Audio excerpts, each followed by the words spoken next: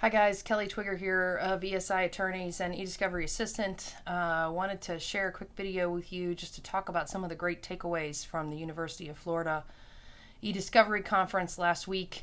In case you weren't able to attend, there were some fantastic lessons that came from the conference. I'm just back in my office after being out for 10 days, and I thought it would be a great opportunity just to share some of the takeaways from the conference. So I made some notes and I'll kind of walk through those in a pretty abbreviated fashion, but just so that you have the benefit of what happened throughout the day in case you weren't able to be there. We'll start with some of the takeaways from the panels. Kind of a key theme of the day was to learn the sources of ESI that are most prevalent to your cases. Understand what are the kinds of information that are often implicated in your cases. If you do slip and fall cases and video from a company, is what's implicated, then you need to understand how to get that. If email is what you see most often, and those are the sources along with attachments, you need to be prepared to handle that. So you figure out what are the things for your cases that you run into on a regular basis that you need to be able to deal with and plan for those. One of the things we talked about on the cloud is if you have data that's stored on the cloud, you need to know what the preservation is for that data and how you need to be able to go and get it. So for instance, if you have social media that is regularly at issue in your cases, then you need to have a plan for how you're going to get social media from each of the platforms that it lives on. Kind of a similar takeaway is that anybody from any size firm can engage in electronic discovery. It is not something that is just reserved for the large firms and for large cases. All information these days is created electronically, with the exception of the grocery list that I just wrote down this afternoon. So you need to get on board with dealing with electronic information and being able to find what you need for your cases. Just sit down and think thoughtfully about what you really need. It's not about the universe of what's available, but it's about what's relevant. The most recent changes to Federal Rule 26 now took out the language of what's reasonably calculated to lead to the discovery of admissible evidence, and now says that what's discoverable is what's relevant. So figure out what's relevant and negotiate away everything else. Meet and confer was a big focus of our discussion. We had a whole panel on meet and confer. We talked a lot about the 10 elements of a checklist. We'll be coming out with a blog post on that meet and confer on that panel pretty soon. So if you're interested in seeing that, you can certainly sign up on our blog at ediscoveryassistant.com. So like where we'll send that from. But the key pieces of the meet and confer are, again, go into the meet and confer knowing what the sources of ESI are that you have and what the ones are that you're looking for from the opposing party. Go in realistic. Know what the date range is of information if you have an idea as to who the custodians are, and a plan that you can engage in to do things in a staged fashion that'll be more cost effective. Those are some aspects of the meet and confer. But there are a lot of elements to the meet and confer that you need to be prepared for. Another really great resource that Martin O'Day pointed out is the Seventh Circuit eDiscovery checklist from the pilot project. And that is available online at discoverypilot.com. So you can take a look at that resource if you want to. We also have a checklist in eDiscovery Assistant. So a question that somebody asked me after one of our panels I thought was really important, I wanted to share with you, was he was a lawyer who does plaintiff's work, primarily slip and fall, and he said, do I really need to share all of this information? Do I really need to do legal holds with all of my clients? And the answer is yes. All of these rules apply to every client. It doesn't matter whether you have a very small amount of information, no information, or huge amounts of information. Obviously, the complexity ratchets up with the more information you have, but you need to be able to advise your clients on, especially with regard to plaintiffs' work, on managing their social media profiles and on retaining any information that they may have that may be relevant to their case. A couple of great takeaways from our panel on the cloud, in particular, was because the use of Google Apps is becoming so prominent, especially among small businesses, but I'm starting to see it among larger businesses as well, is that all of the Google Apps have what we call a takeout function. So you can download any of the information from any of the Google Apps, Gmail, Google Drive, any of them will allow you to export the contents of an account. So for collection purpose, from a preservation purpose, you can do that yourself. That's not something that you need an expert to be able to do.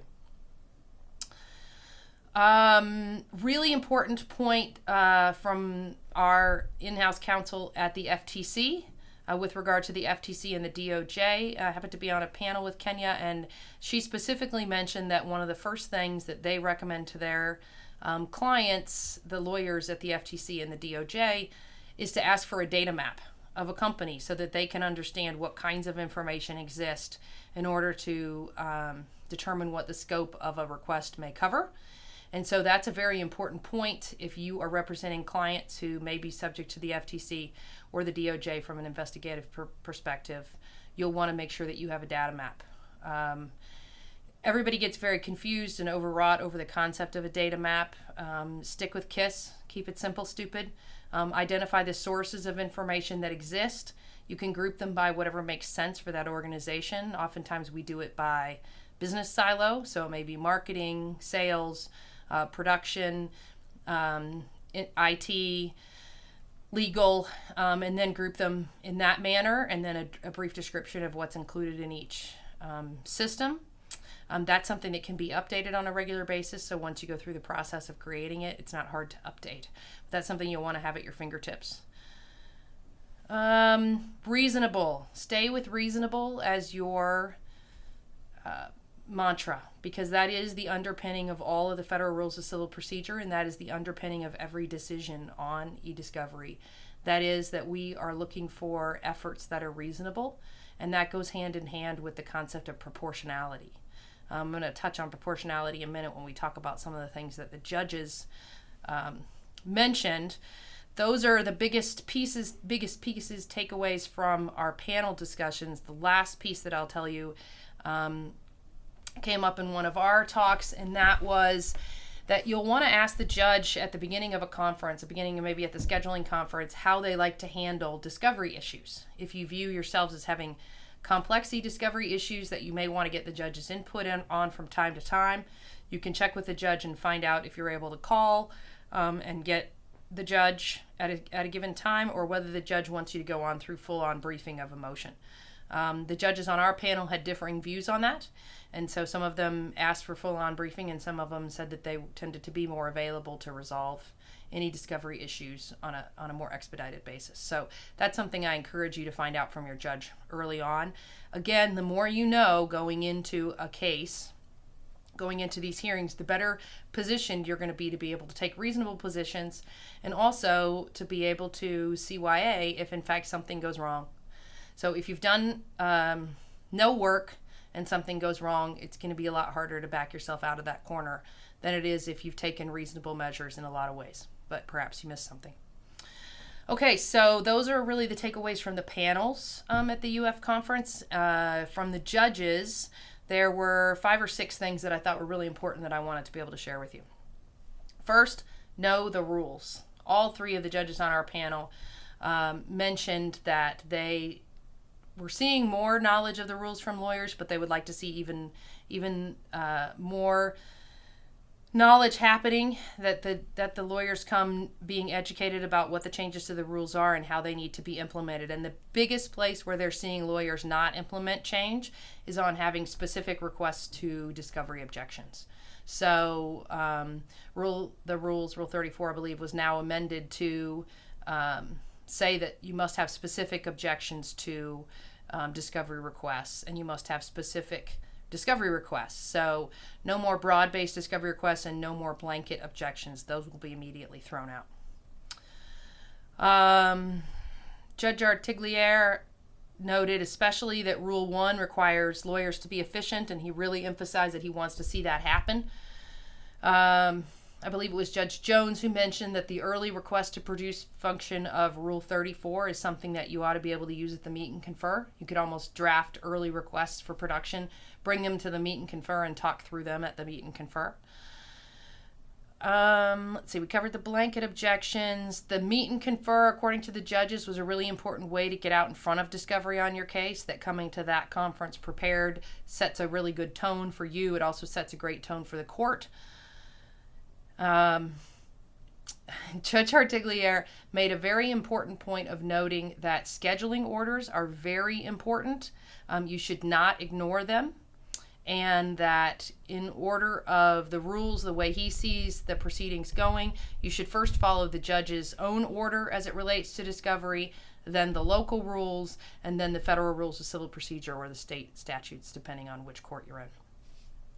So those were the main takeaways from our panels at the U of F ediscovery event. If you weren't able to make it this year, I highly encourage you to make it next year. It's held in Gainesville. It was a day-long event with about, I think, 7 different panels, concluding with the judges and another discussion. And it was a great event, really a terrific mix of folks attending there. It was also available via live stream, and the registration fee is really, really affordable. So I encourage you to take a look at it. I'll also try to post under this video a link to the live stream if it's still available, so that you can hear it if you'd like to. Thanks so much. Talk to you soon.